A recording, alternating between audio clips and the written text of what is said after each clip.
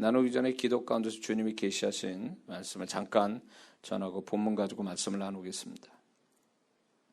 지금 여기 와 있는 사람들이 이제 기도를 하면 이렇게 있을 때 모르다가 기도를 딱 하면 여러분의 영혼의 상태가 일로 와요. 이 강단으로. 그래서 제가 감지가 돼요.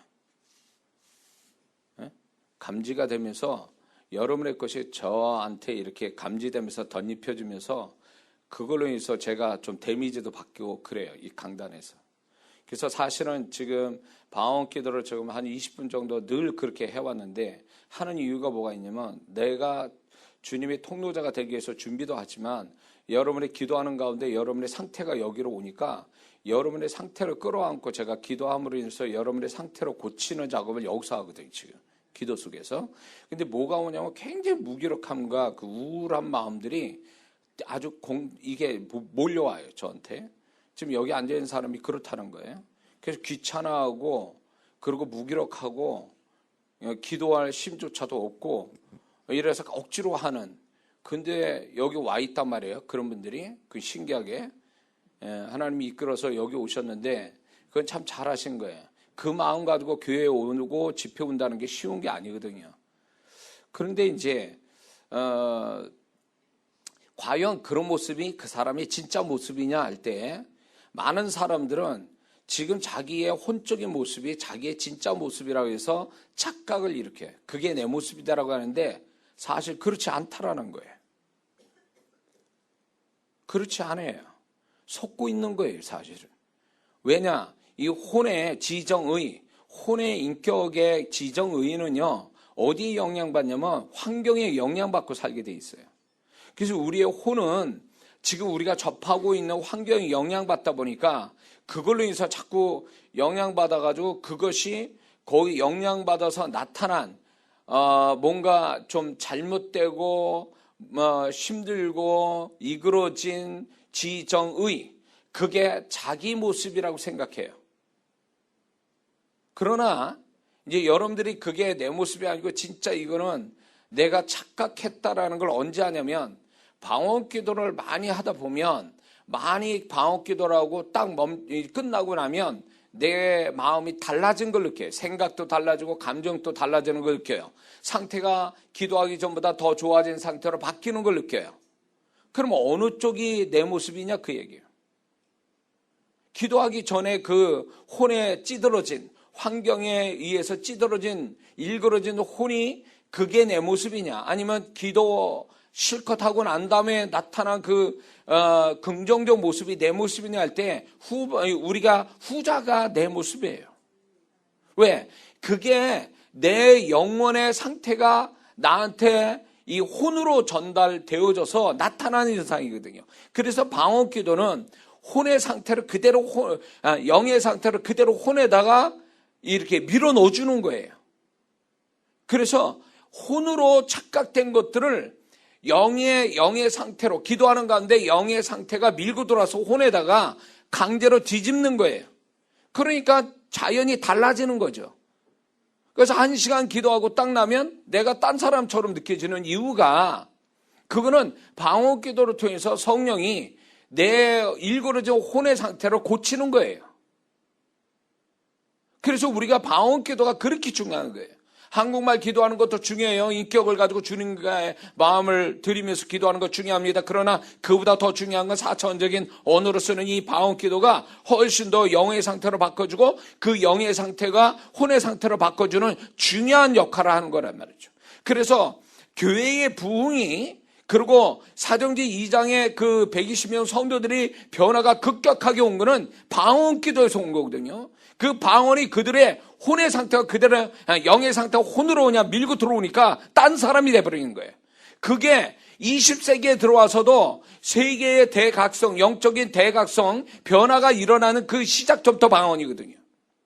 그 방언만이 인간이 어떻게 자기를 어떻게 바꾸는 그 작업을 못하는 거를 성령이 그냥 방언을 통해서 그 사람을 바꿔주는 거예요. 그래서 이 방언 기도가 사람 존재를 바꾸는데 존재값을 높이는데 굉장히 중요한 역할을 하는 겁니다. 그래서 이 방언 기도를 이렇게 하다 보면 내가 속았구나. 내가 환경에 너무 영향받은 내 다운된 내 혼의 모습, 그리고 잘못된 생각들, 잘못된 감정들이 이게 정말 잘못된 거구나. 그래서 방언 기도 딱 하고 나면 내가 이게 진짜 내 모습이구나 라는 걸 그때 알게 돼요.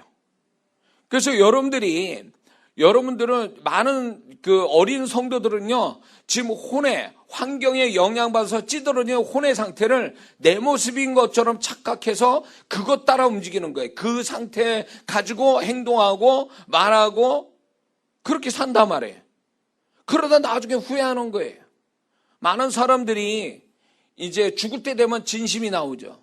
뭐 용서도 구하고 후회도 하고 이런 가족들이나 주변 사람한테 그렇게 이야기하고 세상을 떠나가죠. 그 모습이 진짜 그 사람 모습이에요. 그러면 그 전에 미친 듯이 막 이렇게 딴짓거리하고 사람들한테 욕먹고 그리고 잘못된 행동을 하고 이런 것들이 많은 사람을 속상하게 만들고, 이거는 뭐냐? 그 사람 전도서의 말씀대로 그 마음에 죄가 들어와서 미친 마음 가지고 살았던 거예요, 그게. 그러다가 인생 끝날 때 되니까 이제 이 존재가 이제 영적인 존재, 인간은 영적인 존재다 보니까 끝날 때가 돼야 비로소 혼이 벗겨지고 영의 상태가 딱 그 사람에게 잡히니까 비로소 자기가 얼마나 잘못된지를 알게 된 거예요. 이미 잘못된 데를 알았을 때는 이미 때는 늦은 거죠. 세상 떠날 때가 되니까. 왜 진작에 그걸 못 깨닫냐 이거예요. 왜 못 깨달을 수밖에 없어요. 왜? 영으로 살아야 될 사람이 영의 좋은 상태에서 혼을 바꾸는 이런 작업을 하는 사람이 되어야 되는데 영은 죽어 있는 상태예요. 혼으로만 살다 보니까 혼으로 인생을 그 많은 세월들을 그 여러 가지 안 좋은 일들을 겪고 나니까 그 혼이 찌그러지고 일그러지고 병신된 거지. 그 상태에서 살다 보니까 전부 다 주변이 정상적이지 못한 거예요. 근데 자기는 정상적이지 못하다는 걸 모르는 거지.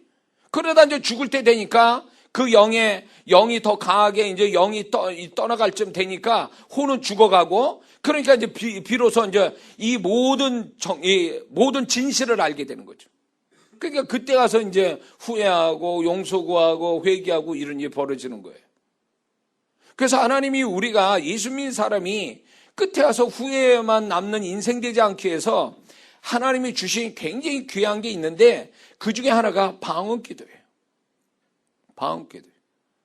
말씀을 주셨고 말씀을 통해서 이 말씀이 거울 돼서 우리를 비춰보기도 하지만 이 말씀이 진짜 말씀 돼서 우리에게 역사하게 만들어주신 거는 방언 기도 통해서 영이 건강해야 말씀부터 말씀으로 들어온단 말이에요.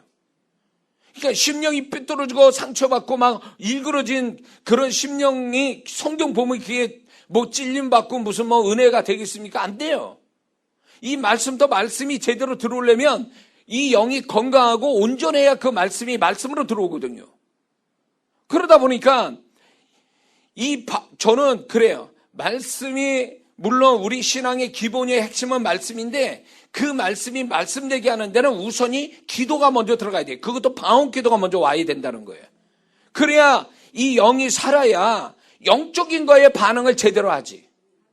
영이 안 살고 영이 겁안 죽게 되니까 사도교회처럼 영이 겁안 죽게 되니까 혼으로 사는 거예요. 혼이 막 칭찬만찬 그냥 그 사람을 이끌고 사는 거죠. 그러면 그 사람은 그 혼의 상태가 자기 상태인 줄 아는 거예요. 응? 근데 그게 아니거든. 그게 아니거든. 응? 지금 우울하고 무기력하고 마음에 허무감이 있고 비관적인 마음 드는 게 그게 자기 모습일까요, 진짜로? 아니에요. 속는 거예요. 그게 진짜 자기 모습이라 해서 그것 따라 말하고 행동하다 보면 사람과 관계를 맺고 일을 하다 보면 나중에 그게 틀렸다는 거 알 때 이미 때는 늦은 거예요. 그게 내 모습이 아니거든. 우리는 구원받을 때 이미 온전한 하나님의 천국 백성 될 그 영혼의 상태를 가지고 태어난 거거든요. 하나님 앞에서. 그게 혼으로 내려와서 이게 느껴지지 않고 혼을 지배할 정도의 영이 강하지 못한 게 문제이지 내 영은 온전하게 거듭났단 말이에요. 어? 끝없이 하나님을 섬기고 끝없이 거룩해지고 끝없이 하나님과 이렇게 초점 맞추는 그런 모습을 갖는 게 내 영혼의 상태인데, 왜 내 영혼이 거듭나서 온전한데 왜 내 혼은 그 모양이냐 할 때, 혼이 환경에 너무 영향을 받다 보니까 이게 아주 썩난 거예요. 이게 이제 소위 말하는 어른 노릇하고 이게 힘을 갖게 되니까 영이 힘을 발휘를 못하는 거예요. 그래서 영이, 그게 소위 말하면 영이 강하고 혼이 그 다음에 강해야 되는데, 보통 거듭나면 영은 온전한데 영이 약하다 보니까 혼이 왕노릇하는 거예요. 지금까지 죽은 영에서 혼이 왕노릇했지만 구원받고 난 다음에도 혼이 왕노릇해서 그 사람을 전부 다 대변한단 말이에요. 대표한단 말이에요. 그러나 예수 믿는 사람은 그거 알아야 돼요. 우리는 날마다 말씀과 은혜로 임재로 또 내 영이 더욱더 거듭난 내 영이 강해져서 혼에다 영의 것을 부어줌으로 인해서 날마다 변화되어 가는 게 그게 진짜 내 모습이에요. 그래서 실은 우리가 그런 신앙생활 계속 이렇게 허물벗듯이 신앙생활을 하게 되면 내 존재가 계속 나아진 쪽으로 허물벗듯이 벗겨지는 변화된 삶을 살게 되면 그 죽는 그 순간이 우리가 최고의 주님을 닮는 순간이 되는 거예요. 믿습니까? 그래서 누구도 내가 죽는 그 순간에 정말 이런 신앙, 변화를 계속 받아가면서 살아가는 이 신앙생활을 한다면 내가 죽는 그날에 내 모습이 어떠한지를 나 자신 또 장담을 못해요. 나 자신 또 이해 못하는 내 모습이 그때 나올 수도 있어요. 이런 거 경험했습니까? 많은 분들이 이제 변화받아가지고 이제 완전 딴 사람 될 때에 이런 간증합니다. 저도 그랬지만, 이게 원래 나였는가? 정말 진짜 이게 난가? 이런 생각을 해요. 변화된 내가 다른 주변 사람도 날 보면서 좀 이렇게 어색하고 뭔가 좀 적응도 안 되지만 실은 진짜 적응 안 된 사람은 본인이에요. 내가 과거에 나는 그런 모습이 아니었는데 변화돼서 왔을 때, 변화되어 볼 때 내가 과연 그런 사람이었는가 할 때 자기 스스로가 놀라요. 우리는 이런 삶이 계속 진행돼야 된다는 거죠. 이게 신앙생활이에요. 이게 하나님이 바라시는 혼의 영의 존재값은 이미 100% 꽉 찼는데 혼의 존재값은 아직도 미진하단 말이에요. 하나님 바라는 혼의 존재값이 혼에서는 아직 그만큼 안 되거든요. 그래서 신앙생활은 뭐냐? 영을 강화시켜서 혼을 뒤집는 거예요, 사실은. 예배도 기도도 말씀도 다 영이에요. 영적인 거예요. 그 영적인 것은 영에다 부어줘서 영이 부여하고 영이 축복되게 만들어서 그 영이 스스로 나의 혼을 뒤집는 이게 신앙생활의 순서예요. 에? 그래서 혼적인 신앙생활을 하는 사람, 영적인 작업에, 영적인 것에 영적인 축복을 못 받은 채 혼으로만 신앙생활을 하는 사람은 100년에도 안 바뀌어요. 그 사람은요. 안 바뀐다고요. 사람이 안 바뀌어. 그래서 이런 의문을 갖는 분들이 있죠. 왜 나는 신앙생활 오래 했는데 나는 변화가 없지? 변화가 없을 수밖에. 우리는 원래 부패한 마음을 가지고 있어서 더 변질되면 변질되지 변화되지는 않아요. 그게 정상이에요. 변화가 신앙사람에서도 변화가 없다는 것은 내 영에 변화를 줄 만한 것이 아직 없었다는 얘기예요. 말씀이 그 안에 정확하게 영에 들어간 적이 없고 하나님의 진짜 실제적인 은혜와 성령의 임재와 예수의 피와 예수님의 이름의 역사가 그 영에 실제로 역사한 적이 없기 때문에 그런 거예요. 에? 없으니까 그런 자기의 영의 변화를 주는 진짜 영적 사건이 있어 와야 되는데 작든 크든 그래야 그게 혼의 변화를 가져오는데 영에 부어지는 영의 사건이 없는 거예요. 그러니까 그 사람은 변할 수가 없지. 변할 수가 없어요. 비극이죠, 그 사람은요. 그러니까 신앙생활이라는 게 결국 내 어떤 존재를 바꾸는 그것이에요. 이미 영은 바뀌었는데 그 바뀌어진 내 영이 강해서 혼을 바꾸는 이 작업이 그 신앙생활이에요. 그걸 가지고 세상을 이기고 죄도 이기고 마귀도 이기는 삶이 사는 게 신앙생활인데, 많은 사람들이 교회를 영을 바꿔주는, 영을 더 강하게 만드는 신앙생활이 아니라 혼을 즐겁게 하는 신앙생활하다 보니까 변화가 없는 거예요. 혼에선 변화가 안 일어나요. 아무리 우리의 혼을 달래주고 얼려주고 교육시켜도요, 이 혼의 본질은요 타락돼 있어서 하나님이 바라는 수준까지 갈 수가 없어요. 그래서 우리의 선함을 의지해서도 안 되고 자랑해서도 안 되고 우리의 행함을 자랑해서도 안 돼요. 왜? 그거 가지고 우리의 존재가 바뀌는 게 아니거든요. 바리새인들 보세요. 그들은 율법을 철저하게 지킨 사람이에요. 그들이 변화됐습니까? 예수님의 만난 그 바리새인들이 정말로 변화된 자들이냐고요. 율법을 그렇게 지켰는데도 오히려 마태복음 24장에 가보면 그들의 심령이 얼마나 잘못되어 있는 것을 주님이 지적하고 계시잖아요.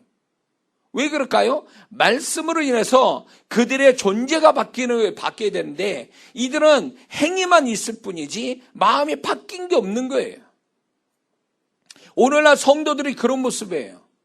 행위는 그럴싸하게 교회에서 영적인 행위를 갖지만 그의 존재를 바꿔주는 영의 변화들이, 영의 긍정적 사건들이 안 일어난 상태에서 행동만 움직이고 혼에만 잠깐 어떤 교육시키고 좋은 교훈적인 것들을 담아두니까 그 사람이 지식은 있고 뭔가 깨달음이 있을지 몰라도 변화가 없는 거예요. 변화가. 그걸 신앙이라고 생각하는 거예요. 그런 사람이 나중에 가보면 내가 신앙생활 몇 년인데 나는 이것밖에 안 되는가, 회의감을 가져야 그게 정상적인 거지. 회의감을 갖지 않고 이게 원래 그런 거야 신앙이라는 게, 이러면서 위선과 포장하면서 가식으로 거짓으로 하는 것은 그거는 그 사람은 비극이에요. 그게 하나님이 우리에게 바라신 건 어느 행위의 문제가, 행위에 초점을 두신 게 아니라 그분은 우리의 존재가 바뀌는 걸 초점을 두시고 우리에게 은혜를 주시는 거거든요. 아멘 하세요. 그래서 우리는요 영의 변화를 주고 영을 축복하는 아주 대표적이면서도 확실한 건 방언기도예요. 제가 방언기도를 하나님이 마음 부어주셔서 기도를 엄청 방언기도를 굉장히 많이 했던 시간들이 있었는데, 그때 제 변화는 내가 놀랄 정도예요. 내가 그렇게 해도 안 되는, 그렇게 수년 수십 년 해도 내가 안 바뀌는 내가 그 방언기도 하면서 그분이 나를 타치하는데 나도 모르게 달라지는 거예요. 내가 원하지도 않는데, 내가 노력한 것도 아닌데 방언기도 통해서 내 영이 변화가 일어나고 내 영이 강하게 되니까 혼이 그동안 주인 노릇했던 게 이제 영이 강하게 되니까 이제 혼은 이제 종 노릇하는 수준으로 떨어져서 영이 어떤 주인 노릇하면서 혼을 바꾸는 거죠. 어떻게 하면 기도를 덜 할까가 이제 그때 했다면 기도를 더 하고 싶어 하고, 어떻게 하면 말씀에 불순종할까, 이것이 말씀을 더 순종하기를 기뻐하고, 손해보더라도 순종하려는 마음이 있고, 게을러 가지고 뭐 하기 싫은 것도 전에는 그랬는데 나도 모르게 하나님 앞에 부지런해지고, 이게 노력해서 되는 게 아니에요. 신앙은 노력하는 게 아니에요. 그분이 나를 잡을 때 내 영이 건강하고 내 영이 강해지면요 자동적으로 바뀌게 돼 있어요. 그러면서 자기가 스스로 놀래야 이게 정말 주님으로부터 나를 이렇게 바꿔줬구나, 이게 그렇게 고백이 되는 거예요. 그래서 우리 한국교회 성도들은 굉장히 열심히 세계적이에요. 굉장히 열심히 있는데 변화는 없어. 이게 비극이에요. 비효율적인 신앙생활을 하고 있다는 거죠. 비효율적인 신앙생활. 중요한 거는 그 사람의 영에다가 뭔가 사건을 일으켜줘야 되는데, 영적인 걸 가지고 영의 변화를 일으킬 만한 그 영에 부어지는 뭔가가 있어야 되는데 그게 없다라는 거예요. 자기 의지로만 한 거지, 열심히 한 거지. 성령은 역사하지 않는데. 그것의 문제가 또 뭐냐면요, 나는 아무것도 할 수 없는 하나님 앞에서 무능력자라고 하는 이걸 절감해야 그분을 정말 진짜 주님을 정말 진짜 그냥 붙들고 늘어지는 그 간절함이 있을 텐데, 예수 믿는 사람들이 교회 다녀서 세상 사람보다 조금 나아진, 도덕적 윤리적으로 나아진 거 가지고 신앙생활 잘한 걸로 착각하고 있는 거예요. 그런 자기의 선함을 의지하고 자기의 선함을 긍정적으로 바라보고 소망하고, 그러니까 이 사람은 주님에 대한 간절함이 없는 거예요. 주님에 대한 절박한 마음이 없는 거예요. 그러다 보니까 정말 나는 기도해서 변화받아야 돼, 그분이 나를 만져주셔야 돼, 말씀이 나를 뒤집어야 돼, 이런 어떤 그 영적인 거에 대한 내가 아무것도 할 수 없고 나는 해낼 능력도 안 되는 사람이니까 이거 아니면 안 돼 라고, 이런 절박하고도 간절한 마음이 내 영에 사건을 일으킨데, 그런 마음으로 안 한다 그 얘기예요. 좀 나은데 나는 좀 그래 할만해. 예. 내가 내 의지 가지고 내 선함 가지고 얼마든지 할 수 있어. 이것이 결국은 주님을 덜 의지하고 덜 간절하고 덜 절박하게 만든 거예요. 그분으로부터 와야 모든 게 변화가 오는데 그분을 붙잡질 않아요. 겨우 오는 게 교회 와서 그냥 앉아서 예배 드리다 가버리는 거지. 읽기 싫은 성경책 겨우 읽고 있고. 왜 그럴까요? 간절하지 않은 거예요. 뭔가 자기가 스스로 뭔가를 할 수 있다라는, 나를 의지하는 그 자기를 신뢰하는 그 마음이 주님께 신뢰하는 그 간절함을 소멸시키는 거예요. 그런 사람을 하나님이 사랑한다면 어떤 일을 벌어지게 하냐면요, 바닥을 기게 만들지. 삶이든. 그리고 네가 얼마나 처절하게, 네가 진짜 못돼 먹은 죄인이고 너도 스스로 그 죄를 벗어날 수 없는, 너는 별 수 없는 인간이야라는 것을 철저하게 그걸 경험하게 만들어요, 하나님이. 응? 네가 얼마나 비참한 인간 줄 알아? 네가 얼마나 죄를 못 이기고 너는 패배된 인간이야. 이런 것들을 스스로 알게 만들어요. 이런 걸 자주 경험시켜요. 왜? 내가 무능력한 자라는 것을 절감할 때 비로소 모든 걸 가능케 하신 주님을 붙잡는 그 반사 현상이 있거든요. 근데 난 괜찮아. 난 그동안 신앙생활 했기 때문에 난 이 정도면 괜찮아. 이런 생각들을 가진 것이 결국 주님을 붙잡지 않고 자기를 의지하는 신앙이 되고 마는 거예요. 주님이라고 부르지만 주님 안 찾습니다. 응? 그래서 주님이 저를 다스려가고 이렇게 저를 뭔가 작업을 하실 때에 반드시 내가 착각에 빠질까봐 내가 어떤 인간이라는 걸 그분이 스스로 목격하게 만드세요.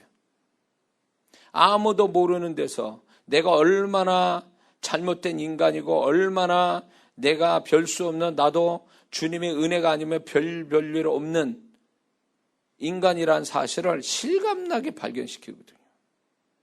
그럴 때마다 이제 제가 순간의 착각에서 벗어나고, 내가 교만했구나.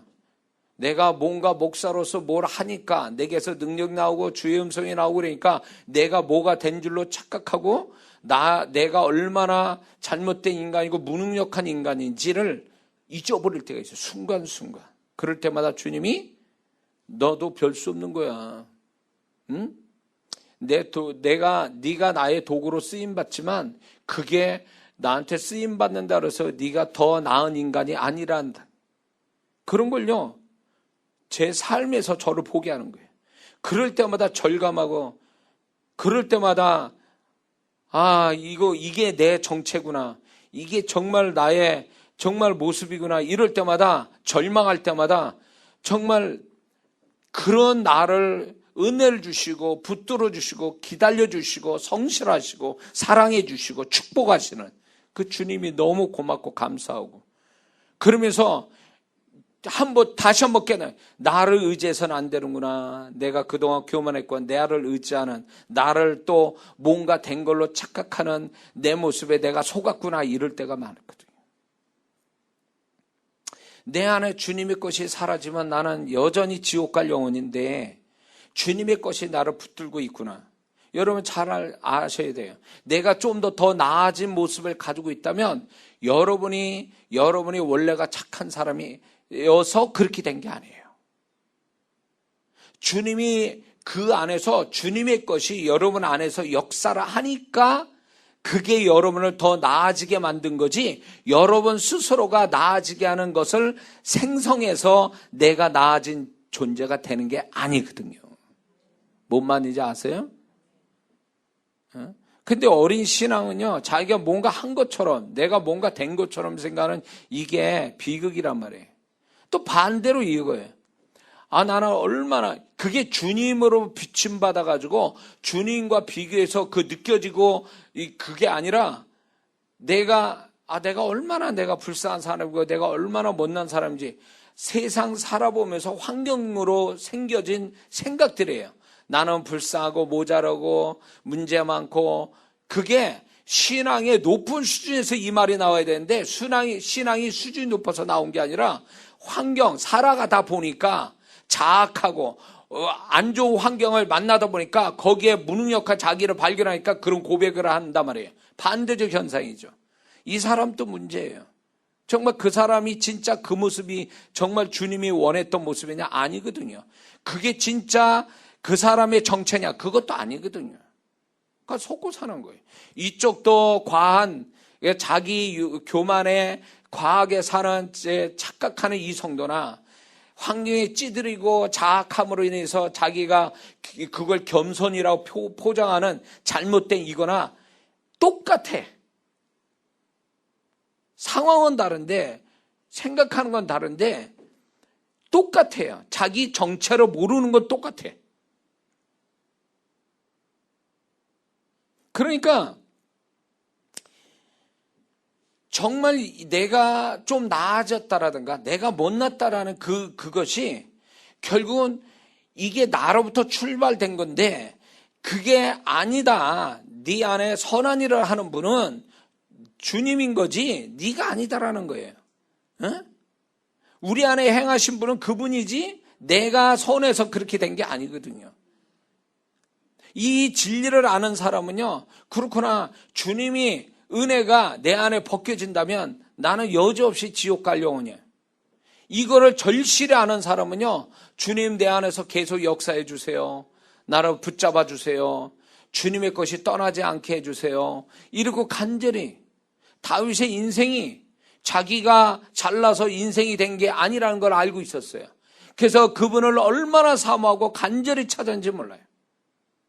그것이 그분과 마음이 합해진 어떤 결과로 또 나타난 거고, 그런 다윗의 태도에 하나님이 정말로 그를 겸손한 자로 보시고 그를 축복하셨는데 통합 이스라엘 왕까지 된 거예요. 양치기가. 이스라엘 땅에 그 사람만 있었겠습니까? 다윗 한 사람만? 수많은 양치기가 있었어요. 수많은 잘난 사람이 있었어요. 왜 그 다윗이 그러면 통합 이스라엘 왕이 됐을까요? 똑똑해서? 그거 아니죠. 시편을 읽어보세요. 다윗이 얼마나 자기의 존재를 절감하고 그분을 얼마나 찾았는가를 시편 보면 알 수 있어요. 그게 비결이에요. 그 다윗의 인생이 성공하게 된 비결. 하나님은 다윗을 처절하게 만들었죠. 막 죽음의 현장까지 가게 하고 비참하게 해서 빚진 짓 해서 해야만이 살아남을 수 있는 그 상황까지도 몰고 가신 거죠. 그게 뭐예요? 그걸 해서 뭐하게? 결국 이게 내가 내 힘으로 살 수 없고 내가 내 목숨 또 내가 스스로 어떻게 보존 못하는 무능력한 사람이라는 걸 자꾸 발견시켜가는 거죠. 비참한 자기의 존재로. 그런 가운데 그분이 얼마나 귀하고 그분의 도우심이 얼마나 사모되는지 그렇게 시편에서 고백하죠. 우리가 그 과정을 겪어야 되는 거예요, 사실은. 그래서 상황이 어려울 때 얼마나 내가 불쌍한가, 나는 없어서 안 돼서 힘들어서 얼마나 나는 불쌍한 사람이, 이런 식으로 개념을 갖지 말라는 거예요. 그런 속에서 변질되고 이그러진 자기 모습에 주님 앞에서 내가 주님으로 고침받아야 될 사람이고 주님 아니면 안 되는 사람이고 그런 신앙적으로 승화를 시켜야 되는데 자꾸 자기 자학하는 쪽으로 가는 거죠. 그러면 그 사람 남는 건 뭐겠어요? 자기 증오밖에 안 남아요. 자기를 괴롭히는 거죠. 그러면 자기를 증오하고 자기를 괴롭히는 사람이 누구를 사랑하겠어요? 자기 옆에 있는 가족마저 사랑 못해요. 그런 사람은요. 자기도 자기를 사랑 못하는데 누구를 사랑해? 그러니까 비극을, 주변이 그 사람을 비극으로 만드는 게 아니라 그 사람 자신이 자신을 바라보는 시각이 잘못된 데서부터 비극이 시작되는 거예요, 사실은. 그러라고 그 주님이 믿는 자를 그런 상황이 어려운 상황으로 몰고 가셨겠냐 그 얘기예요. 그런 속에서 우리가 바로 깨달아야 될 게 뭐냐면 정상적인 건요. 주님, 내가 이걸 통해서 나의 모습을 보게 하시고 내 못난 모습 보게 하시고 무능력함을 보게 하시고 이 속에서 정말 주님을 간절히 찾아서 주님이 얼마나 위대하시고 주님이 얼마나 좋으신 분이고 주님이 얼마나 나를 사랑하는지 다시 한번 경험시켜 주옵소서. 주님에다 초점을 둬야죠. 믿음의 주요 온전케 하실 예수를 바라보자. 그분을 정말로 사슴이 시냇물을 찾듯이 목마른 사슴이 시냇물을 찾듯 그분을 찾는 간절함, 갈급함, 이걸 주님이 원하는 거예요. 근데 다윗은 정확하게 알았죠. 왜 자기 인생이 그렇게 구부러지고 사망의 음침한 골짜기로 갈 수밖에 없는 것은 하나님이 의도했던 대로 그가 그 모습을 보였기 때문에 하나님이 기뻐하신 거예요. 그래서 다윗 보고 다윗이 자기가 하는 행동에 대해서 하나님이 이걸 모습을 바랬을 거야 하고 그렇게 했겠냐 그 얘기예요. 그게 아니란 말이에요. 다윗은 신앙이 온전하고 주님에 대한 어떤 하나님에 대한 신앙이 정말 하나님이 바라는 모습을 갖게 되니까 자기가 자연스럽게 한 그것이 하나님이 바라시는 것이 됐단 말이죠. 초점이 방향이 맞았어요. 근데 오늘날 성도들은요, 초점도 방향도 안 맞아요. 그분과 의도한 대로 안 가요. 회개하라고 그 상황을 줬더니 회개는커녕 원망하고 있어. 응? 열심 내라고 그랬더니 게을러 터져. 초점이 안 맞아. 방향이 안 맞는단 말이에요. 그러니까 그 하나님이 얼마나 답답해 하시며 또 그 사람은 하나님과 원하시는 방향과 초점으로 안 가니까 그 사람은 그 삶이 끝나질 않아. 그 고통스러운 삶이. 고통스러운 문제가 끝나잖아요. 왜? 하나님의 의도대로 가질 않으니까. 자기가 원하는 대로 막 시달려 가니까. 하나님이 광야 생활을 그들에게 불편한 광야 생활을 광야 1세대한테 허락한 건 뭐예요? 그 상황에 하나님을 의지하고 하나님을 바라고 하나님이 또 먹여주시고 입혀주고 재워주시고 이런 것들에 대한 하나님의 손길에 감사하고 이걸 바랬던 건데 그들은 방향이 틀렸잖아요. 원망하는 방향으로 돌아왔잖아요. 그게 하나님 바랬던 모습이었냐? 아니었거든요. 그래서 결국 광야 1세대는요. 가나안 땅이라는 약속을 받고도 죽었잖아요. 광야에서. 왜 그럴까요? 하나님의 의도대로 안 가는 거예요. 응? 어려우면 어려운 대로 하나님이 바라시는 방향이 있어요. 원하는 모습이 있어요. 태도가 있어요. 잘 됐으면 잘 되는 대로 그 사람에게 하나님이 원하는 태도가 있고 방향이 있어요. 그걸 알아채는 게 제일 중요한 거거든요. 그게 아니고 다른 방향으로 가면 하나님이 축복도 걷어내시고 어려운 가운데 은혜 주시는 것도 걷어내버려요. 그럼 어떻게 될까요? 축복은 날아가 버리고 그 사람의 고난은 끝나지 않고 진행해요. 계속 진행되는 거예요. 우리의 삶이 내가 조종하는 것 같습니까? 내가 그 걸음을 그분이 이끄시고 모든 걸 그분이 조종하시고 이끌어가 컨트롤 하는데 내 마음대로 내가 내 인생 내 마음대로 살고 막 자충우돌로 사는 것처럼 착각하면 큰 오산이라는 거죠. 하나님의 의도를 알고 살아간다는 건 굉장히 중요한 문제예요. 하나님의 의도를 알고 사는 거. 내 생각이 중요합니까? 그분의 생각이 중요한 거예요. 왜? 내 인생의 주인은 그분이지 내가 아니에요. 구원받은 다음에 내가 주의 것이 됐다는 얘기는 그분의 소유라는 거예요. 그분의 소유라는 건 그분의 주인 됐다 그 얘기죠. 나는 그분의 소유된 종 됐다라는 얘기고. 근데 왜 우리 그거를 말씀에는 이해하고 아멘하면서 왜 실제 삶에 가서는 그렇게 안 하냐 그 얘기예요. 왜 주님을 주인 되게 하시지 않느냐 그 얘기예요. 왜 그분을 눈치를 안 살피자 그거지. 내 생각이 그만큼 중요합니까? 내 감정이 그렇게 중요한 거냐고. 나의 내 주인이요 모든 결정을 할 수 있는 모든 결정권을 가지신 그분의 눈치를 살피고 그분의 뜻을 알고 그분이 원하는 대로 흘러가는 것이 종된 자의 겸손함이고, 그런 자에게 은혜를 베푸시고 그분의 능력의 손길을 뻗치는데 그렇게 안 한다는 거예요. 예수 믿으면.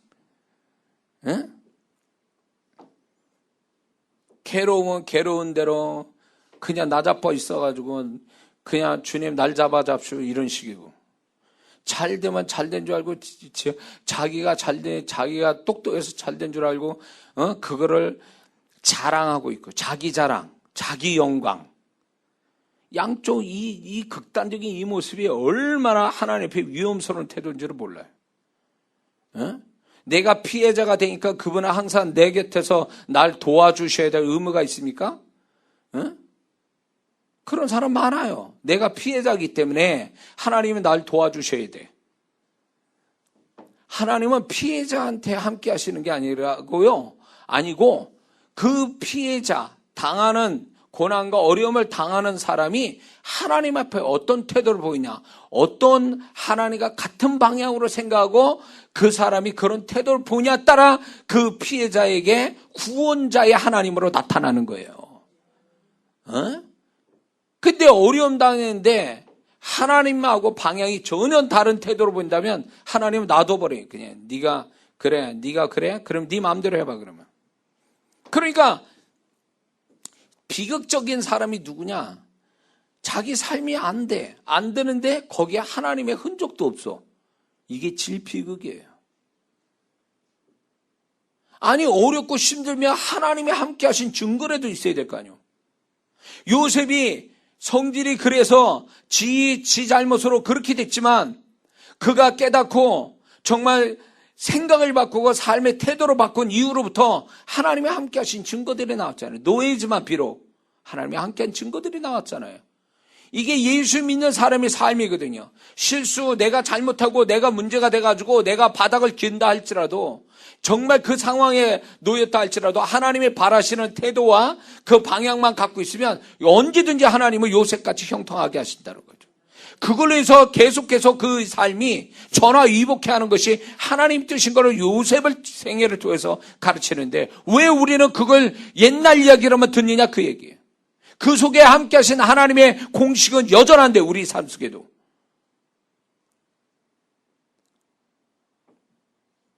자기 삶이 힘들다고 우울증 걸리고 말이에요. 우울해하고 무기력하고, 잠시는 그럴 수 있어요. 우리는 연약한 존재니까, 부패한 마음을 가지고 사니까 핸디캡이 있어요. 그럴 수 있어요. 그러나 그게 하나님 앞에 변명거리가 돼서는 안 됩니다. 언제까지나 하나님 앞에 그게 나를 불쌍히 여겨달라고 자기는 하나님 앞에 바라는 태도는 하나도 안 보이고, 내가 이 지경이니까 하나님 알아서 날 도와주세요, 이런 태도는 그 사람은 아직도 하나님 모르는 자예요.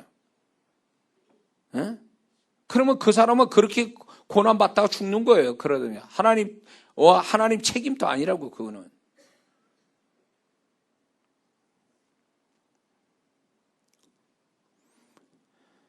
내가 고난 속에 어려움 속에 있어서 내가 힘든 거, 물론 그게 정말 힘들어하는 거, 그건 당연해요.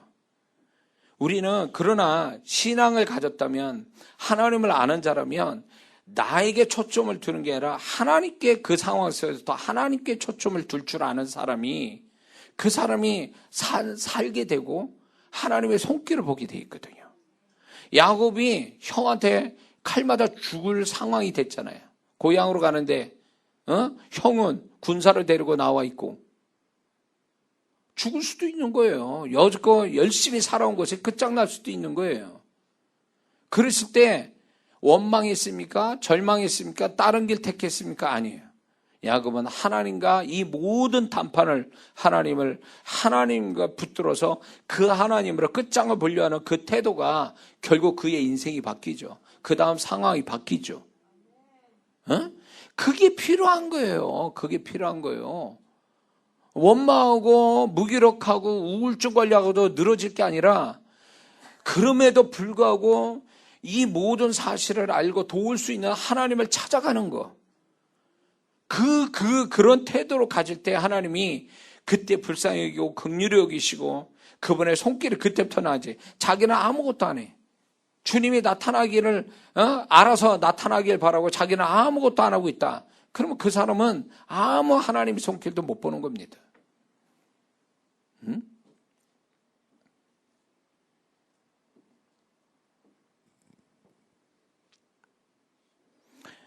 그래서 우리는 잘 될 때에 주님의 손길을 오히려요, 안 될 때보다는 잘 될 때 더 조심해야 돼요. 왜냐하면 잘 되게 하신 그분의 은혜가 그 사람한테 있는 거고 축복이 가 있는데 축복 받았음에도 불구하고 하나님 뜻과 방향과 틀려버리면 그 축복 한순간에 날아갑니다.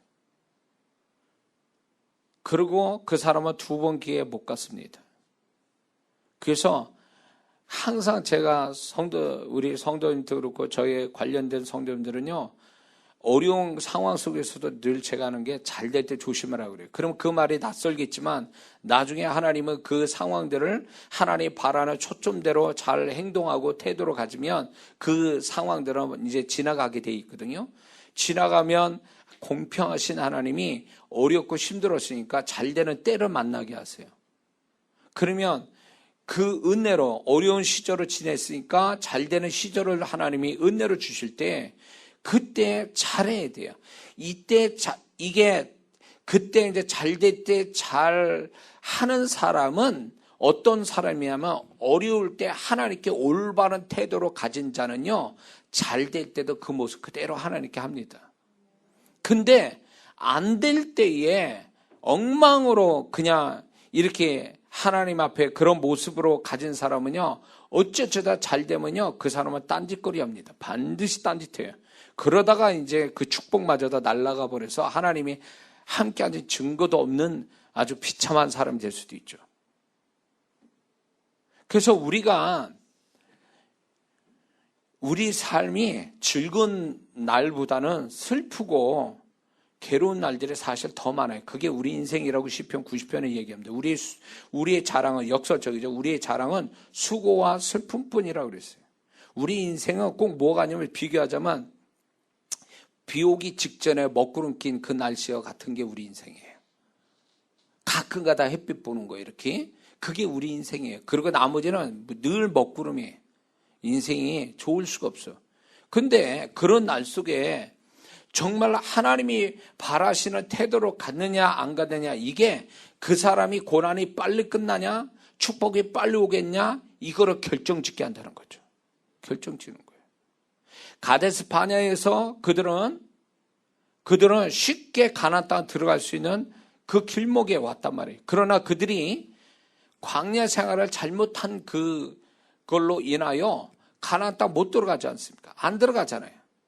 그게 결국 뭐예요? 하나님이 축복을 하시려고 해도 그러면 1년 2개월 24일 그 광야 생활을 했는데 그때 그들이 그 광야 생활을 하나님이 바라는 태도로 가지고 살았으면 이제 축복으로 들어가는 길목에 있는 가데스 바네아에서 그들은 정말로 여호수아 갈렙같이 그냥 훅 하고 들어가요.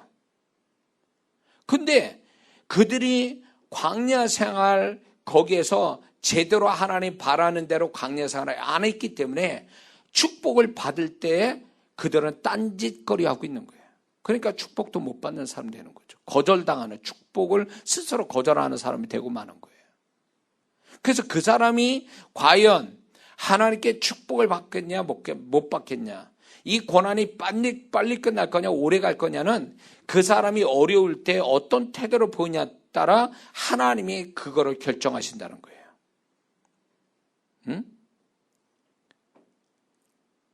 자, 나중에 또 말씀을 드리겠지만 우리가 잘 될 땐 잘 될 대로, 안 되면 안 되는 때에 하나님 마음을 아는 것, 그것은 대단히 중요한 문제. 내가 돈 얼마를 갖는 것보다 엄청나게 큰 중요한 문제예요. 이거는 그분의 마음을 아는 것. 그분의 마음을 알아서 내가 그것 따라 움직일 때에 희한한 일들이 벌어지기 시작하는 거예요. 왜? 네가 아는구나. 내가 뭘 원하는지 네가 알았구나. 그러면 그분의 마음을 맞춘 그거에 대해서 하나님이 알아서 그 다음을 처리해 가시는 거죠. 솔로몬처럼.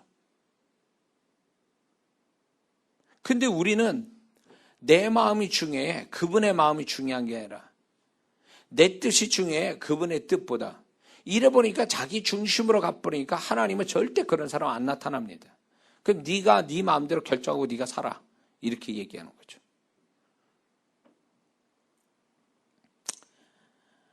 자, 우리가 이제 다 세상 사람 같이 겪을 거 다 겪고 인생 삽니다. 지나고 나면 세상 사람과 별반 차이가 없어요. 살아가는 모양이. 별반 차이가 없어요. 근데 예수 믿는 사람과 안 믿는 사람의 아주 결정적인 차이는 뭐냐? 우리는 신앙생활 제대로 했으면 세상 살아가면서 결국은 우리가 인생 다 산 다음에 끝에서는 뭐가 우리가 남아야 되냐면 하나님을 아는 지식. 내가 살아가면서 좋을 때 나쁠 때 이런 삶 속에서 하나님을 배워가는 것, 하나님을 알아가는 것, 이것이 결국 내 인생 끝에서 내 재산처럼 그게 풍성이 있어야 하나님이 그걸 기뻐하시고 그것이 자식들한테 그대로 유산처럼 물려주시는 거예요. 아브라함이 하나님과 함께하고 순종하고 이런 그것이 결국은 자녀들한테 4대에 걸쳐서 3대에 걸쳐서 아브라함과 나머지 3대에 걸쳐서 그게 유산으로 물러가요. 놀라운 얘기예요. 하나님은요, 우리가 그게 세상 사람 볼 땐 돈 되는 것도 아니에요, 사실은. 근데 우리가 하나님을 아는 지식, 삶을 통해서 하나님을 알아가는 지식, 하나님 마음을 아는 어떤 것, 지혜, 이런 것들이 결국 세월 다 가서 다 이렇게 다 산 다음에 그것만 남은 거야. 다윗처럼. 그 하나님이 누군지를 자기가 통합 이스라엘 왕 된 것보다 그 다윗의 시편을 통하여 보면 하나님은 아는 지식이 양치기 때부터 시작해서 통합 이스라엘 왕 될 때까지 그는 하나님은 아는 지식이 풍성했어요. 하나님을 아는 지식이. 그게 솔로몬한테도 흘러갑니다. 유산처럼. 하나님은 그걸 기뻐하시는 거예요. 그거를 귀히 여기시는 거예요. 인생 다 산 다음에 하나님 나를 축복했습니다. 돈이 이만큼 생겼어요. 집도 샀어요. 모두 잘 됐어요. 자녀들이 잘 형통하게 잘 삽니다. 이게 중요한 게 아니에요. 그게 아니에요. 소유물 가지고 자랑할 게 아니라 그 하나님의 마음을 읽어서 내가 그거를 알아서 이제 우리가 자신이 어렸을 때보다도 훨씬 더 하나님을 아는 지식이 풍성할 때, 삶을 통해서 하나님을 아는 지식이 풍성할 때, 하나님을 아는 마음이 더 많아질 때에 하나님은 그걸 기쁘게 여기시고 그것이 자녀들한테 유산처럼 물려져서 그 자녀들이 결국 아브라함의 3대에 가서는 그 꽃을 영적 유산의 큰 축복이 요셉을 통해서 나타나게 되죠. 흘러가서 누가 가르쳤겠습니까? 하나님이 은혜로 그 아브라함의 영적 유산을 그냥 물려주신 거예요. 이삭에게, 야곱에게, 요셉에게. 이게 한 가정에 있어서 엄청난 축복은 바로 이거예요. 엄청난 축복. 그래서 우리가 하나님을 아는 지식, 하나님 마음을 아는 어떤 그런 지식, 이것이요 세상 어떤 보물을 갖는 것보다 굉장히 큰 축복이에요. 하나님은 이거를 갖는 자를 굉장히 귀히 여겨요. 그래서 아브라함을 존귀 여기고 그 존귀하게 여기신 영적 유산이 이삭에게도 가서 존귀하게 되고 야곱도 그렇게 되고 그리고 결국 요셉에 가서도 하나님과 사람 앞에 존귀함을 받게 되죠. 그들의 아브라함의 4대는 결국 보면요, 잔재주 부려가지고 그들이 잘된 사람들이 아니라는 걸 성경이 얘기합니다.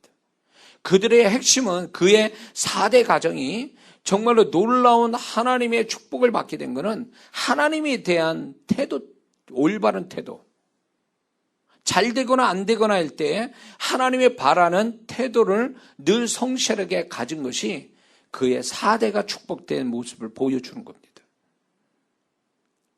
그래서 이런 것도 제가 이제 제 집회하다 보니까 많은 사람 만나다 보니까 이런 경우도 있어요. 그 부모는 가난해요. 하나님 일에 열심히 하지만 가난해요. 그래서 저 가난하고 자녀들도 그 가난 때문에 여러 가지 힘든 삶을 삽니다. 그런데 참 놀라운 건요, 그런 가정을 이렇게 2대, 3대를 보는 경우가 있는데 보면 참 놀라운데 세상으로 볼 때 가진 거 없어. 뭐가 그렇게 모자란 것도 많아요. 근데 놀라운 거는 하나님이 주권적으로 그 사람들 삶 속에, 자녀들 속에 그 부모로부터 흘러가는 자녀, 그 다음부터 그 하나님의 손길이 풍성한 걸 간증처럼 얘기하더라고요. 그래서 사람 축복이 따르고 때의 축복이 따르고 현장의 축복이 따라 붙어요. 그래서 그들이 가진 것 이상으로의 존귀함 받게 하시는 하나님의 역사가 그들 삶에 나타나고 있더라고요. 이게 하나님이 존귀하게 여기시는 사람에게 나타나는 삶의 모습이에요. 그리고 그들도 그렇게 얘기해요. 모르겠어요. 내가 왜 이렇게 이런 축복을 받았는지 모릅니다. 그 사람들이 다 그 자녀들이 잔재주 부려서 또 된 것도 아니에요. 그들도 왜 그들이 그렇게 축복받았는지도 설명을 못해요. 근데 저는 알아요. 왜? 그 부모로부터 하나님 앞에 하나님이 바라는 태도를 늘 가지고 사니까 그게 하나님이 귀히 여겨서 그 자녀들을 축복하는 거예요.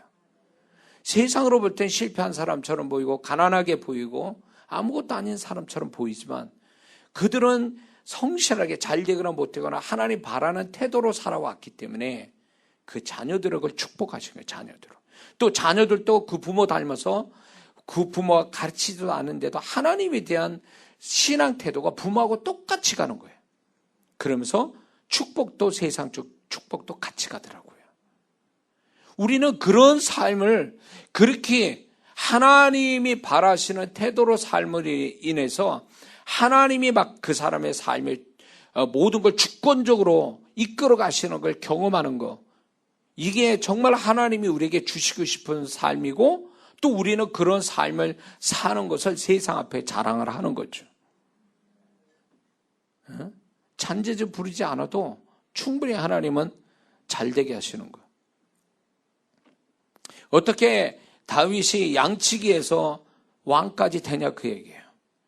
그 다윗의 생애를 보면요, 잔재주 부리신 적이 없어요. 다윗은요, 정직해서 고난도 받고 그가 어처구니 없는 상황들도 만나지만 결국 그가 모든 그 위기를 모면하고 그리고 또 사람 축복을 받고 상황의 축복을 이렇게 받게 되는 그 모든 비결은 시편에서 나와 있어요. 하나님에 대한 올바른 태도, 그걸 놓치지 않았다는 거죠.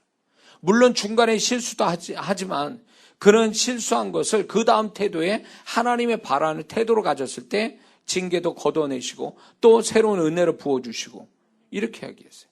그리고 끝내 가서는 다윗의 실수를 하나님이 용서하시면서 다윗을 굉장히 존귀한 자로 또 솔로몬한테 얘기합니다.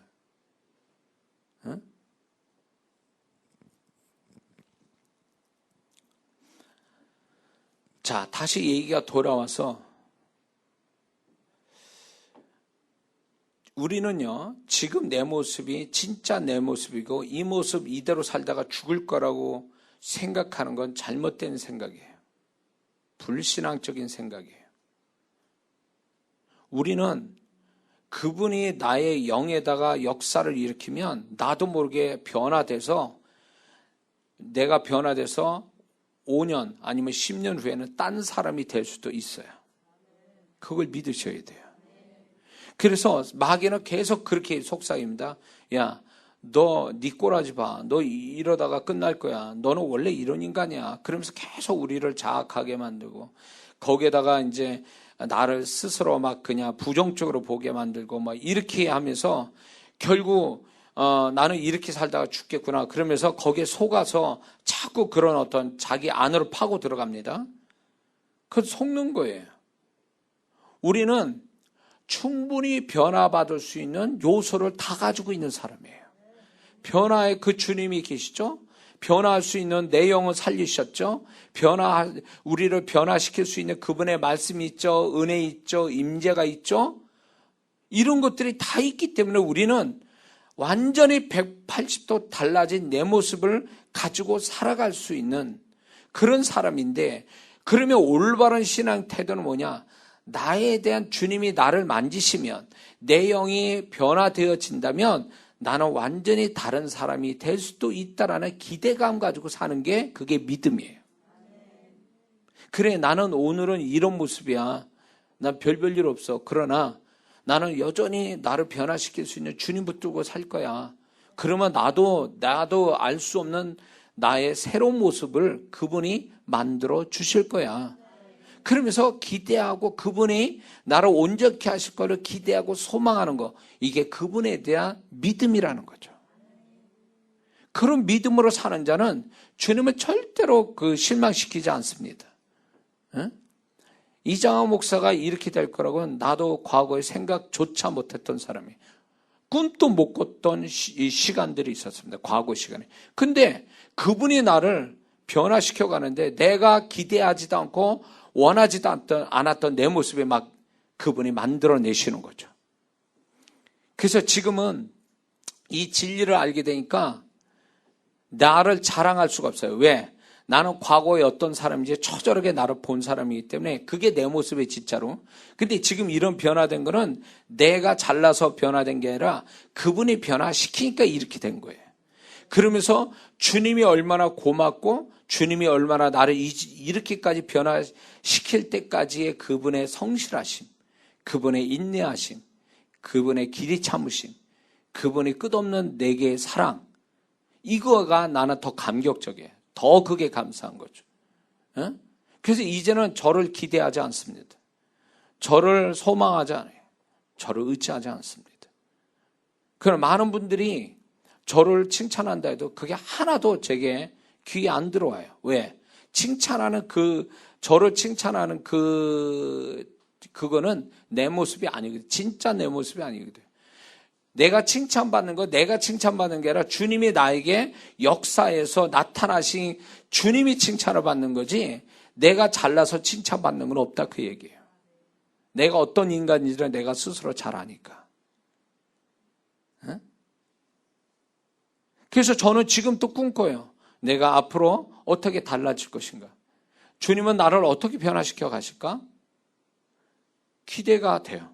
그러면서 어떻게 변화될지는 나도 몰라. 그러나 나는 여전히 그분이 바라시는 그 끝에는 결국 주님의 모습을 담게끔 만들어 주시겠죠. 그거를 끝까지 소망하면서 그 변화를 기대하면서 살아가는 거죠. 그래서 제가 이 집회를 하는 것도 결국 보면 여러분에게 제가 주님의 통로자가 돼서 여러분을 은혜 끼치는 통로자로 쓰임 받게 하시려고 집회를 열게 하시지만, 제 개인적인 목적은 뭐냐면 이 집회를 통해서 주님은 나한테 뭘 말씀하시고 내가 이 집회를 통해서 주님이 나를 변화시킬까에 대한 기대감을 가지고 집회를 합니다. 사역자분들은 잘 들으세요. 거룩하고 은혜스러운 사역을 하다가 그 사람은 지옥 갈 영혼이 될 수도 있다는 거 아셔야 돼요. 하나님 앞에 거룩한 일하고 귀한 일하면서 근데 그 사람 존재는 더 바닥으로 내려가. 그래서 어떤 사람은 딱 보면요, 이렇게 환상처럼 보이는데, 사역자로 환상처럼 보이는데 해골만 이렇게 뼈다구만 있어요. 사람으로 안 보여요. 왜 그러냐? 그 사람이 이미 안에 것, 하나님이 주신 것들은 아무것도 없어요. 그분은 변명하겠죠. 내가 하나님이라다가 이렇게 내가 이 정도 이렇게 힘든 내 모습을 갖게 됐다고 그게 정말 정상적인 것처럼 말하는 분들도 있어요. 아니요. 그건 잘못된 태도예요. 하나님이 우리 망하라고 사역을 맡겼겠어요? 사역시키겠냐고 말이에요. 내가 하나님 앞에 사역함으로 인해서 내 존재값이 떨어지면 그건 주님의 뜻이 아니에요. 사역을 멈춰야 돼요. 그래서 저는 그거를 일찍이 그걸 가르쳐 주셨기 때문에 저는 내가 이 집회 통해서 여러분에게 은혜도 끼치지만 내가 은혜가 안 된다면 이 집회는 망할 집회가 되는 거야. 나한테는요. 개인적으로. 하면 할수록 내가 망하는데 어떡해. 그래서 이 집회를 통해서 여러분보다 더 은혜 받으려고 여러분보다 더 그분의 손길을 경험하려고 기도를 그렇게 열심히 하는 이유가 거기 있어요. 왜? 내가 이 집회인데 여러분의 은혜 끼치다 그래서 내 영혼이 탈진되고 내 영혼이 잘못되어지고 그러면 누구한테 하소연해야 돼? 주님이 원하는 것도 아닌데 결국 내가 잘못한 거예요. 그래서 사역하면서 내가 이렇게 병신됐다고 영혼이 병신됐다고 그거 자랑하지 마세요. 그건 자기 관리를 못한 거예요. 하나님은 언제 그렇게 하라고 그렇게 했냐고요. 제가 주변에 사역하다 망한 사람 한두 명 본 게 아니에요. 차라리 앉아서 은혜 받는 사람이 더 나아. 사역한다고 이 자리에 섰다가 교만해지고 이 자리에 섰다가 영어 망치고 이 자리에 섰다가 죄인 되고 이 자리에 섰다가 저주받는 자가 돼서 죽어나간 사람이 한둘이 아니라고요. 누구를 위해서 하는 거예요? 누구를 위해서? 주님의 바라심은요. 내 이 사역자가 주님의 통로자가 되기를 주님도 바라지만 동시에 주님은 그런 사역을 통해서 네 영혼이 더 풍성해지고 더 건강하고 더 축복된 영혼을 가지라고 주님이 요구하시거든요.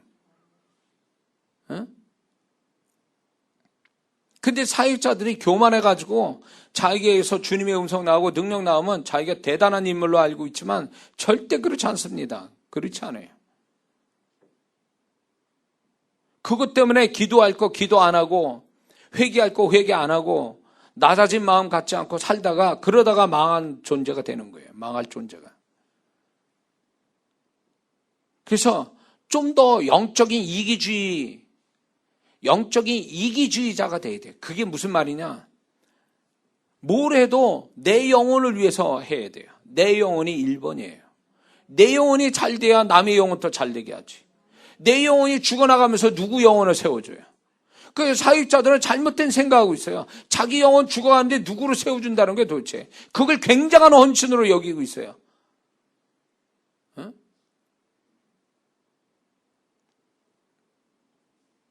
순교 당하는 것도요. 순교할 만한 영성이고 영적인 수준이 그 영혼이 하나님 앞에 굉장히 높은 수준의 영혼을 소유했으니까 순교도 허락하시는 거지. 영혼이 막 그냥 엉망진창인 사람을 순교 주실 줄 아세요? 절대 그렇지 않아요. 그래서 사역자분들은요. 남의 영혼 살려주려고 막 그냥 이리 뛰고 저리 뛰면서 사역하려고 정신없이 그렇게 하지 마시고요. 자기 영혼을 먼저 돌아보라고. 자기 영혼을. 심지어는 제가 이렇게 사역자를 가르치잖아요. 제 사역자를 가르치는 보면요. 평시도 만큼 더 사역의 수준이 영혼의 수준이 안 된 사람도 많아요. 근데 본인만 몰라. 본인만. 자기 영혼이 잘못됐다는 거를. 본인만 몰라요. 그러니 자기 잘못된 영혼 가지고 누구를 세워주고 고쳐주고 그러냔 말이에요. 그런 상태에서 영혼을 상대하잖아요. 그 영혼 상처 주고 무너뜨리고 잘못되게 만들어요. 그 사람 또. 자기가 건강해야 남을 건강케 하지. 자기가 온전해야 다른 영혼 또 온전케 만들어 주지. 자기가 그렇게 안 되는데 누구를 어떻게 준다는 게 도대체. 자기 영혼을 돌아봐야지. 적어도 주님으로부터 자기 영혼을 철저하게 관리받고 진단받고 평가받고 이런 자가 비로소 남을 그렇게 해줄 수 있는 거예요. 다른 영혼을요.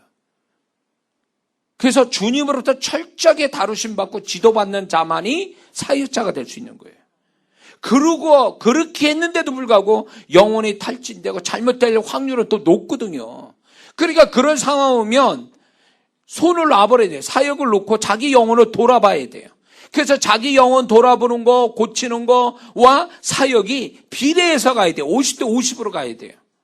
근데 사역 70, 80, 자기 영혼 관리는 20. 그러니까 엉망이 돼버리는 거지. 그러다가 나중에 주님, 야, 내가 도무지 너 모르겠어. 에? 넌 불법을 해야 돼. 넌 도무지 내가 모르겠다. 버리는 자가 돼요. 바울이 그걸 두려워했던 거죠. 바울이 남에게 전파된 후에 내가 버림다 할까 두려워하노라. 왜 그랬을까요? 주님의 판단을 무섭게 받은 거예요. 주님의 진단, 주님의 판단을 바울은 늘 받고 있었기 때문에 사역보다 더 중요한 건 그분으로부터 버림당하는 게 더 두려운 거예요. 그러니까 바울 서신 읽어보면 바울이 얼마나 처절하게 하나님 앞에 보이지 않지만 그 밑바닥 서신서 안에는 바울이 처절하게 주님과의 교통, 자기의 복음 사역과 삶의 고통에서 그걸 극복하기 위해서 주님을 얼마나 붙들고 그분과 교통하고 있는지 알 수가 있어요. 왜? 존재로서 버림당하지 않기 위해서. 어?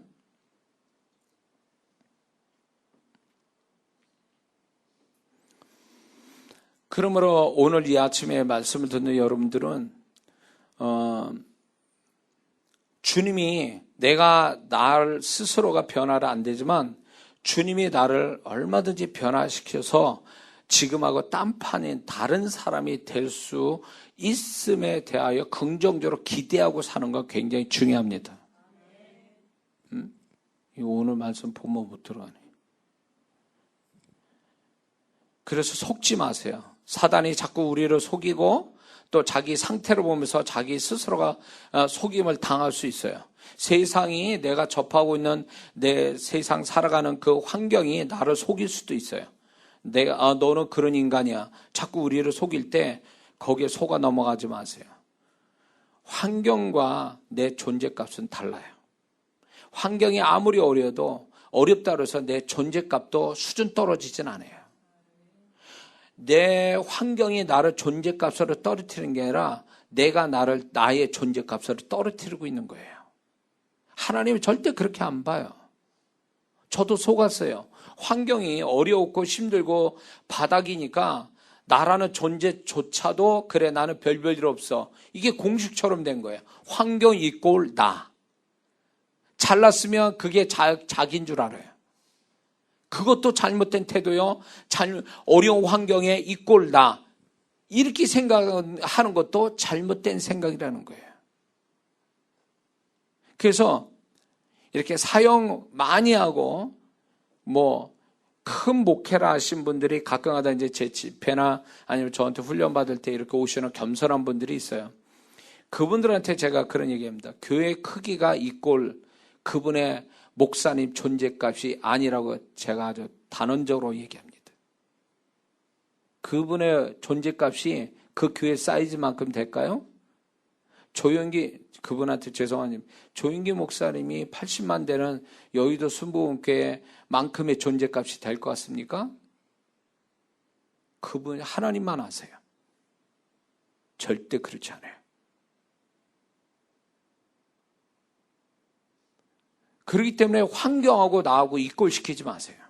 내가 가장 어려운 시간들을 보내고 있다고 해서 나는 이것밖에 안 되는 인간이구나라는 그런 생각은 사단이 주는 생각이고 부패한 혼에서 나온 생각이지 하나님이 생각 주신 게 아니에요. 저도 이거에 얼마나 오랜 시간 시달렸는지 몰라요. 그래서 열등감에 무기력함에 우울증에 엄청 많은 시간들을 보냈어요. 그것 때문에. 근데 나중에 알고 보니까 그게 아니야. 그게 진실이 아니더라고요. 잘못 생각한 거예요. 잘못 착각한 거예요. 내가 가장 어려울 때도 그분은 여전히 나를 사랑하고 계셨고 나에 대한 기대감을 늘 가지고 계셨고 나에 대한 성실함을 여전하셨고 나를 향한 계획은 포기된 적이 없으시고 그분은 나를 여전히 존귀하게 여기시고 있었어요. 내가 가장 힘들 때. 근데 나는 그렇게 생각 안 했어요. 목회도 어렵고 환경도 어려우니까 그게 내 모습인 것처럼 착각하고 절망에 빠지고 우울증에 무기력함에 빠져가지고 헤매고 돌았단 말이에요.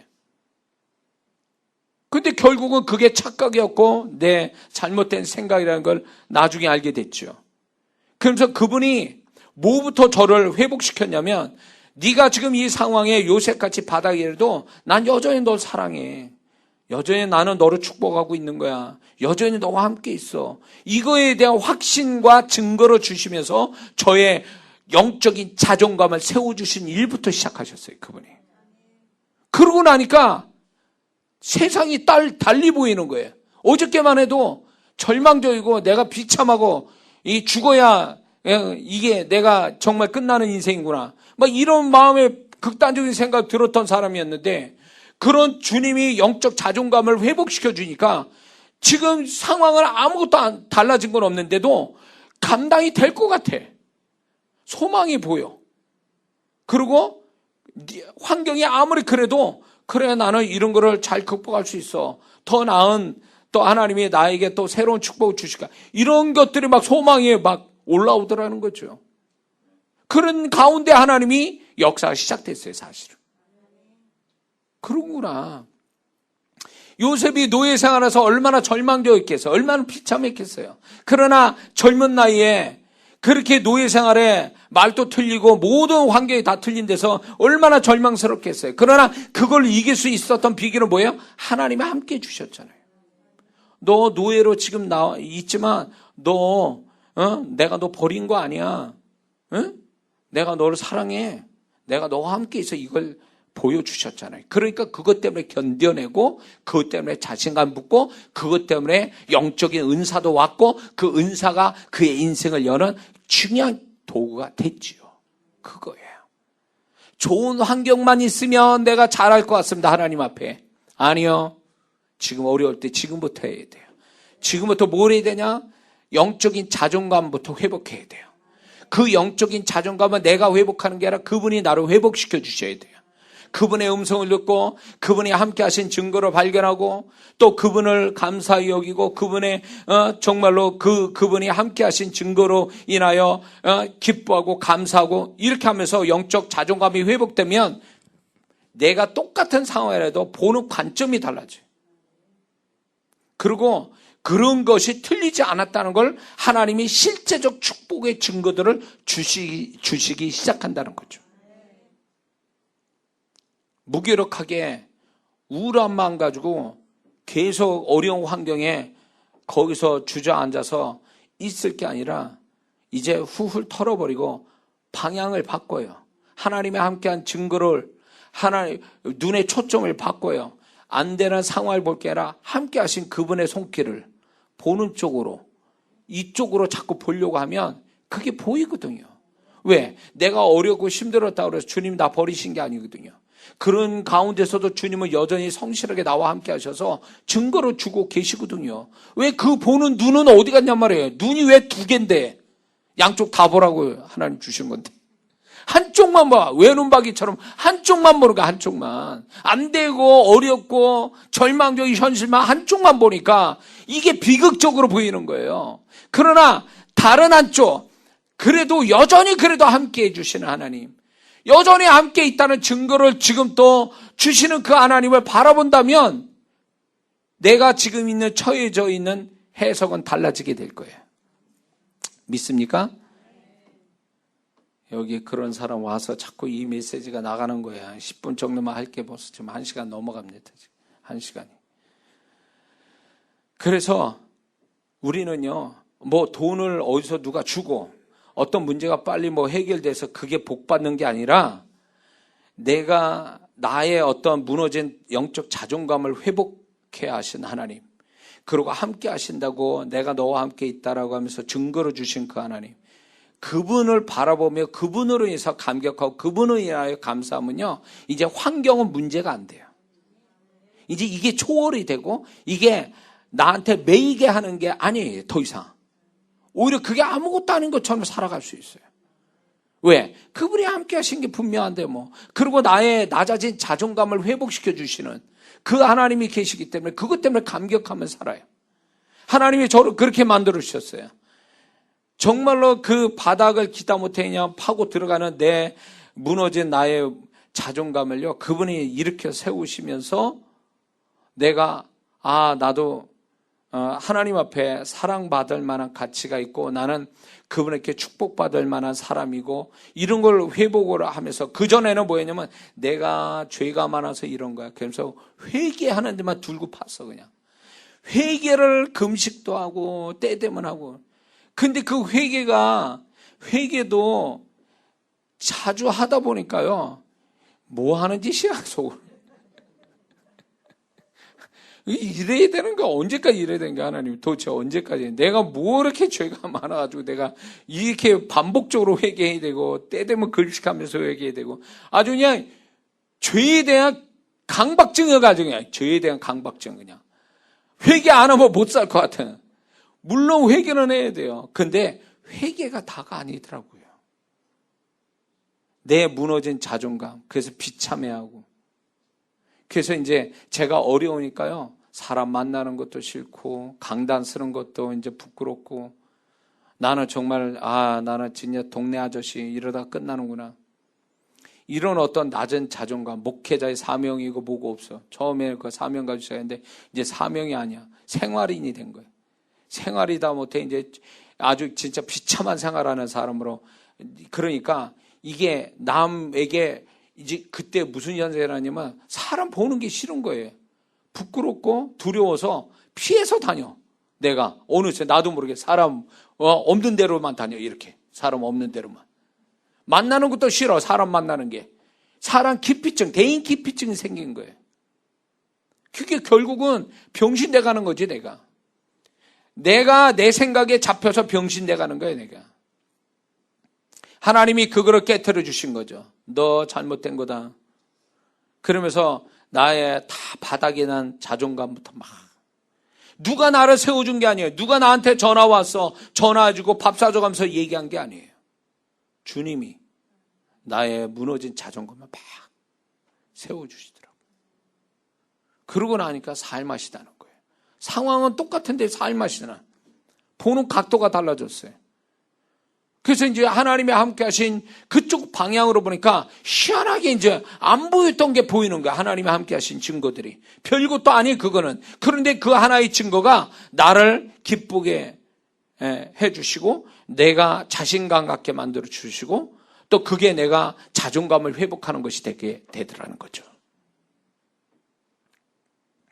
여기에 그런 분 왔거든. 잘 들으세요.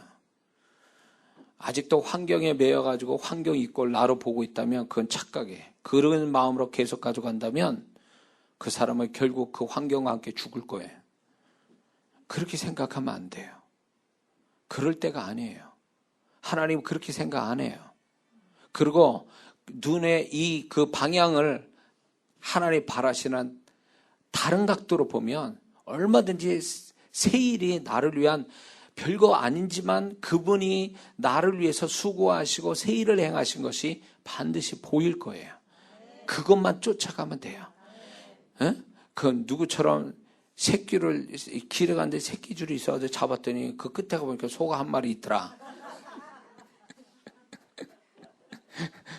그런 식이에요. 처음에 별거 아닌 것 같은데 가다 보니까 거기 어마어마한 일이 있어. 그런 겁니다. 하나님은 우리를 처음부터 막 서프라이즈, 굉장한 걸로 우리를 회복시키는 게 아니에요. 그분은 우리가 그렇게 되면 사람이 막 갑자기 잘 되면요, 사람이 이상해져 버려. 사람이 아주 타락해 버리거든요. 그러니까 하나님은 차근차근 별것도 아닌 것부터 그런 것들을 통해서 그래 내가 너와 함께해서 이런 거에 우리가 그걸 쫓아가면서 감사히 여기고 기뻐하면서 이러다면 얘가 이제 이 수준이구나 그러면 그 수준에 맞춰서 또 새로운 새 일을 계속 주시는 거죠. 그러면 양측에서 진짜 왕되어 가는 다윗과 같은 삶을 우리도 경험하게 될 줄을 믿습니다. 그러므로 이 속에 주님의 음성 여러분이 각자 들려준 주의 음성이 듣기를 주의 이름으로 축원합니다.